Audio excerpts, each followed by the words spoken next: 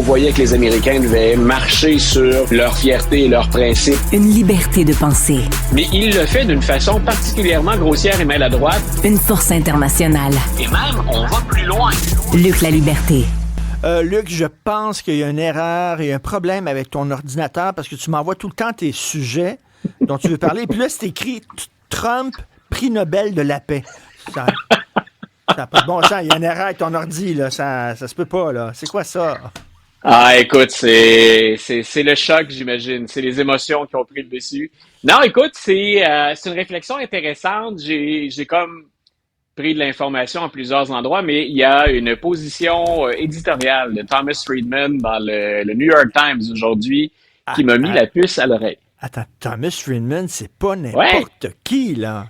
Non, voilà, écoute, on parle quand même d'un gagnant de 3 prix Pulitzer, là, juste de mémoire comme ça. Là, il me semble qu'on est dans les grosses pointures en termes de ceux qui prennent la plume ou le clavier pour le New York Times. Lui, aujourd'hui, il se concentrait sur la situation entre Israël et le Hamas et la bande de Gaza.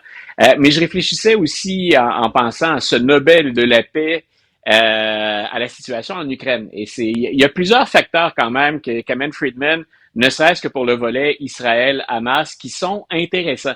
Il dit, il faut pas oublier que dans son premier mandat, dans les choses positives qu'on a soulevées, ou à tout le moins que Thomas Friedman a soulevé à l'endroit ou à l'égard de la performance de l'administration Trump, il dit, il faut pas oublier les accords Abraham. Ce sont entre autres les fameux accords qui ont permis aux Émirats arabes unis de rentrer dans le rang.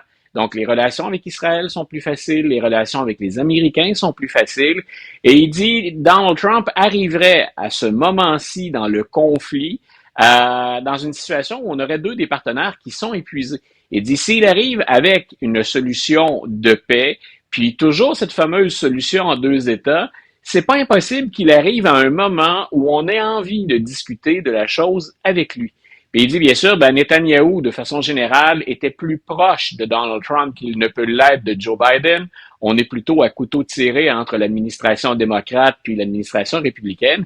Et il dit, s'il arrive avec une solution le moindrement intéressante pour les deux parties, c'est pas impossible qu'il y parvienne dans le contexte actuel des choses.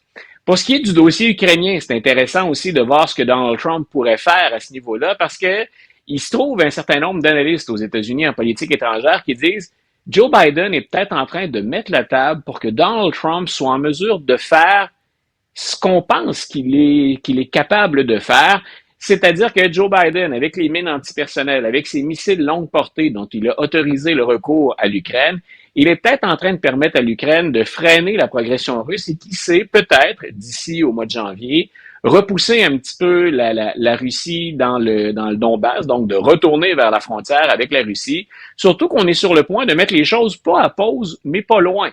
Donc, c'est l'hiver qui débute, c'est une position où, quand on regarde les progrès de l'infanterie ou des hommes sur le terrain, ce sont des conditions beaucoup plus difficiles. Puis encore là, il y a une forme d'épuisement dans les deux camps. Donc, il dit, est-ce que Joe Biden n'est pas en train, finalement, de dire à Volodymyr Zelensky, prends tout ce que tu peux à partir de ce que je te donne maintenant, puis ensuite, on s'assoira, vous vous assoirez avec M. Trump, puis on pense que Trump, ce qu'il va proposer, c'est, écoutez, laisser une bonne partie des territoires conquis par la Russie à la Russie, puis travaillons à la paix et travaillons à la relance. Donc, dans les deux dossiers, finalement, c'est pas impossible. On verra. M. Trump, des fois, il nous étonne. Là, il parle très fort, il hausse le ton. Il vient de le faire avec les tarifs. Mais est-ce que l'équipe qui l'entoure serait pas en mesure d'exploiter la situation à partir de janvier 2025? C'est là où Thomas Friedman dit, écoutez, c'est pas garanti, c'est pas fait, mais qui sait si on n'aurait pas un président Trump Nobel de la paix? Écoute, on est mieux de sortir les défibrillateurs parce qu'il y en a une gang qui va avoir une crise cardiaque si jamais il y a le prix Nobel de la paix. Je veux faire une petite parenthèse. Les gens à la maison, si vous voulez lire un livre, ne serait-ce qu'un livre pour comprendre un peu la situation au Moyen-Orient, From Beirut to Jérusalem de Thomas Friedman, c'est extraordinaire. Ça a valu d'ailleurs le prix Pulitzer. Voilà. Est-ce que, soudainement, c'est la nouvelle histoire d'amour, après avoir cassé, il retombe en amour Donald Trump et Fox News? Qu'est-ce qui se passe? Écoute, ça c'est toujours étonnant. Quand on dit on peut être impulsif ou encore on peut être impulsif de façon essentiellement négative pour rompre, mais on peut être impulsif aussi dans la façon de retomber en amour. j'aime ça que tu compares ça à une relation amoureuse, c'est que c'est troublant en même temps en termes d'information. Donald Trump et Fox News ont été très, très, très proches lorsqu'il était en pleine ascension et même au début de son mandat, de son premier mandat, entre Donald Trump et Fox News, c'était le corridor ou les Oui. communications, c'était parfait. Le président pouvait prendre le téléphone le matin puis appeler dans une émission à Fox News et passer en direct, parce qu'il avait envie de le faire et parce qu'on n'allait surtout pas lui refuser l'opportunité de faire des codes d'écoute en ayant le président américain comme ça à chaud un matin. Mais ça s'est refroidi, cette relation-là, surtout après le 6 janvier 2021.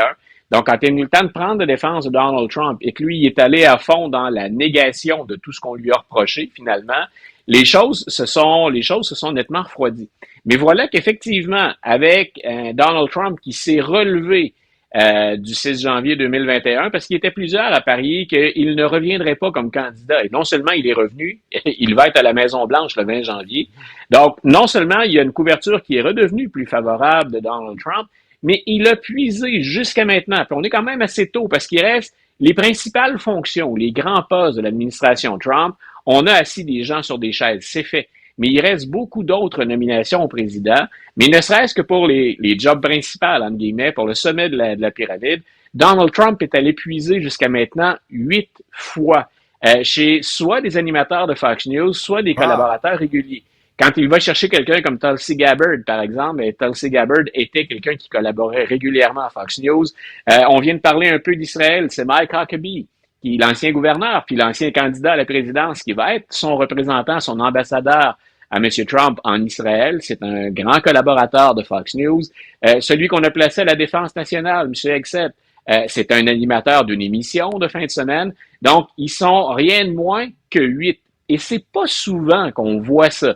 Donc, c'est arrivé à des administrations démocrates aussi, qu'on aille chercher pour les relations avec la presse ou pour les communications, qu'on aille chercher des gens dont c'est le pain et le beurre, les communications, donc qu'on puise dans les médias, mais qu'on ait comme ça un tir groupé et qu'on en rassemble autant, c'est étonnant.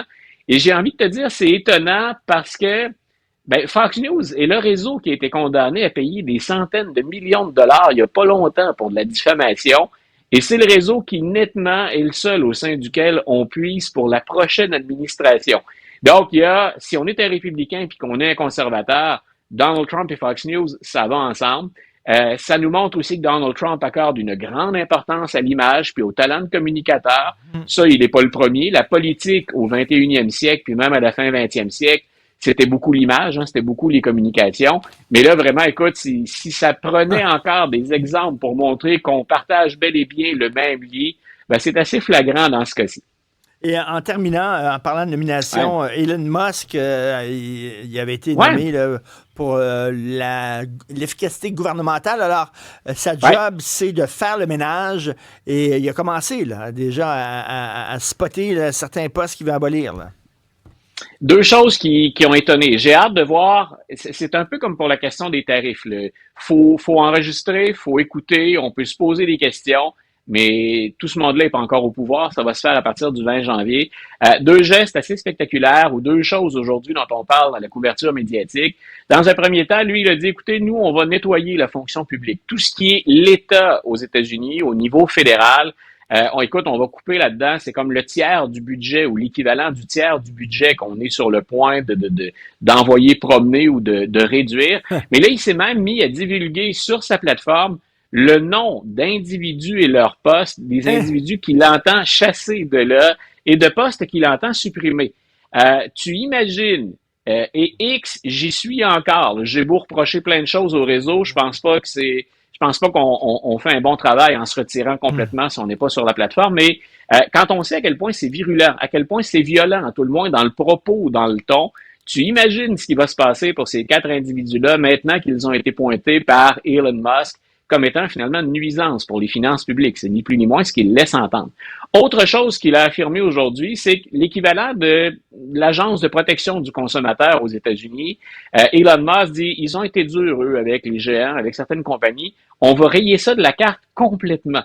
Donc, quand on parle de pouvoir ou de contre-pouvoir pour avantager monsieur et madame tout le monde aux États-Unis, le citoyen américain, est-ce que la machine est trop grosse? Peut-être. Mais de là à dire, elle n'est pas que trop grosse, elle est nuisible et ça fait partie des coupures complètes. Donc, un service qui va disparaître, ça a suscité énormément de questions aux États-Unis. Et si je suis l'Américain moyen ou un petit épargnant, c'est pas une bonne nouvelle que M. Musk m'annonce là. Il va faire le jeu finalement de ceux qui, à l'occasion, soyons honnêtes, abusent du consommateur.